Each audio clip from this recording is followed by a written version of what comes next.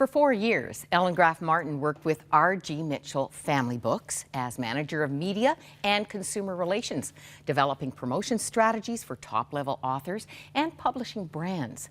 She arranged campaigns for authors we know and love, and when Mitchell's closed shop, Ellen wasted no time in founding Graf-Martin Communications. It is a Canadian success story. We are thrilled to see her regularly because she makes sure that we don't miss visits with favorite authors. And so it's time we pulled her onto this set again to share God's blessings in her life.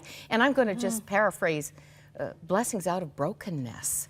Yeah, I mean, you lost your job with Mitchell, so that's a starting place. Yeah, it's been a redemption story. Really, it has. I mean, that's our life story, isn't it? But yeah, in 2008, my husband and I had only been married for 6 months, and I got a phone call saying, "What do you want out of your desk?" They're changing the locks.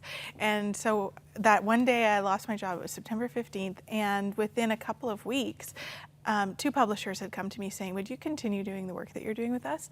And one of them said, "Would you consider starting your own agency?" And my husband Dan and I just looked at each other and said, "If this is the door God is opening, let's walk through it and see what happens." And so now, 5.5 years later, we're not walking through it, we're running through it. 20% of businesses in this country make it to the 5-year mark. Only 20%. You have grown. You have 9 employees now? Yeah, there are 9 of us, and then 5 people on contract, and we've been able to expand. We're not just working with publishers anymore. We're working with nonprofits. We've been working with great groups like World Vision, doing a lot of work with them, and Canadian Bible Society, and even some really fun small businesses that are values-based, and that we say, you know what, we'd love to help you. And so we even have this really great little specialty food shop that we work with. It's so funny. Really? Yeah, but it's been so fun. It's been fun to take the gifts that God has given us and use them to help others grow and shine. That's what I just have to mention a few of these because I needed to be reminded of some of the people you brought through our door, some of the people you've worked with. It's been a lot. Soul Surfer, Heaven is for Real, Courageous. Yeah, you're our courageous connection. God is not dead. Max Lucado. Well, yeah, Max Lucado. One of our favorites. So many. Yeah. God's blessings, really. It's been amazing, amazing. It's been a lot of hard work and being faithful with the blessings, I think, honestly. But it's been amazing. Every time I would think, okay, what are we going to do next? We've got payroll to make now. It's not just my salary, it's everyone else's. And every time, Dan would always say to me, "Ellen, when did God last let you down?" Mm-hmm. And never. Let's be honest. What do you know for sure? As much God as I stress about it, God is faithful. We have a picture of you and Dan. Interesting to read your history. His background is Mennonite. Correct. And you have Russian background. I have Russian background, yeah. This is all going to become very interesting. I didn't know until this morning that you planned to adopt as parents, as a couple, before you knew that you couldn't have children. Exactly. But when we were dating, we weren't even engaged yet. We were dating toward marriage. We knew we wouldn't start dating until we knew this is someone that I would marry. I was pretty picky. Let's be honest. Right. And that was good. It's a good thing to be. Exactly. It's a life sentence. Exactly.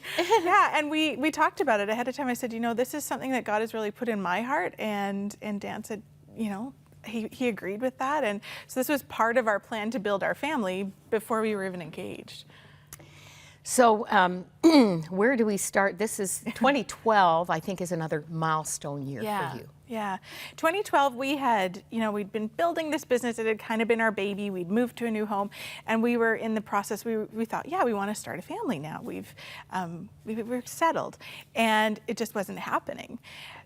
And we thought, we kind of got to this place where we said, let's just start the adoption process. We've always wanted to do this. And it was at Christmas, so January 2012, we went and we started the process, and it went pretty rapidly until April, when we had kind of a full stop. And unfortunately, just in kind of a routine check, they found a couple of tumors in my abdomen, and we had a scare for about 3 months. We weren't sure if I had ovarian cancer or not until I had surgery, and they determined it wasn't ovarian cancer, but with the surgery, they determined that to have a child would be life-threatening for me.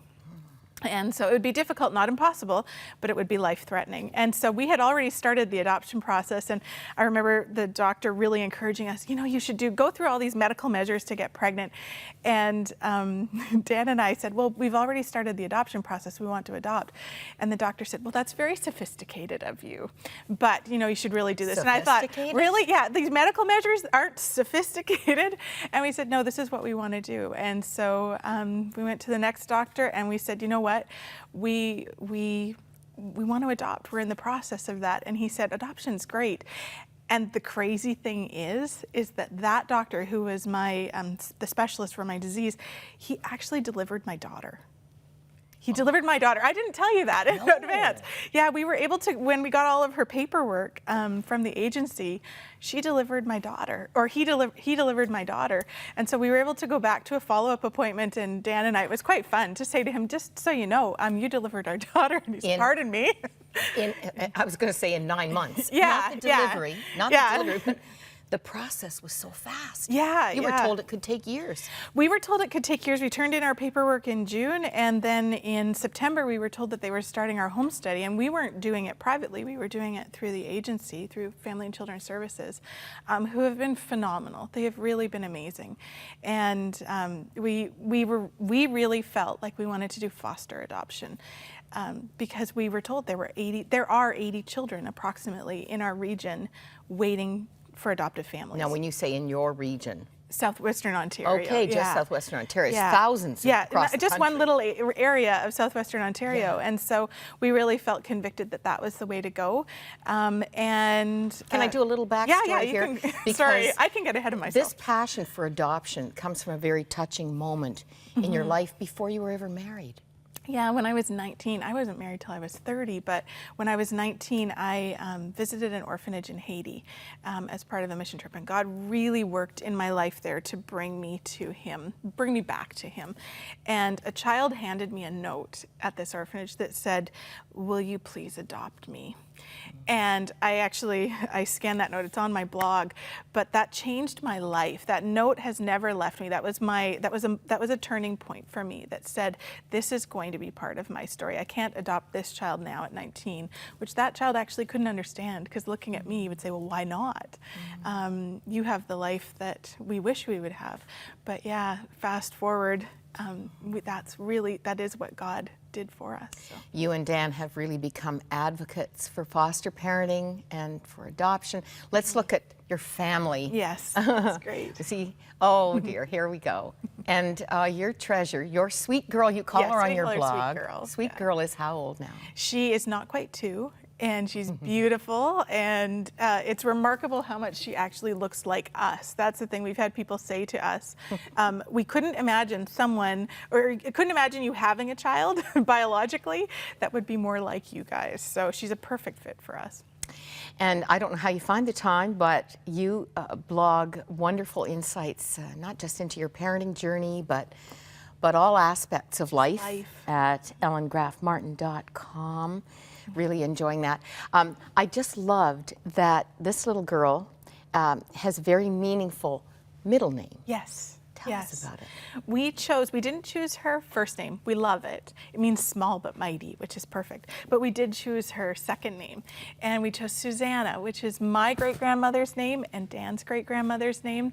And it means joy, or graceful lily, or joy, either one of them in Hebrew. And I thought, perfect. She is our graceful little joy giver. Well, she's not totally graceful yet. She's not quite 2, but she's our little joy bringer. So she's our gift of joy. Just a fun history bite. Your great-grandma, Susanna, was Russian Mennonite. She was Russian. Oh, Russian. Yeah. Okay, but did she flee in the Revolution? They fled just prior to the Revolution and came to the Canadian prairies. And my great-grandfather actually brought Mennonites from Russia to Canada. That was his job, was to, I don't know if that's a job or what it is. It's an extreme measure, but that's what he did. He brought the Mennonites to Canada. So it's fun to see it all come together. Well, and to read that, they lost everything. They lost their land, they lost their possessions, but their faith and their food kept the tide. Yes. Some of those great recipes, and you include them in your blog. Yes, Some of them. I had to blog one of the recipes because I had made it, and I thought, you know what, this tastes like family and this tastes like home.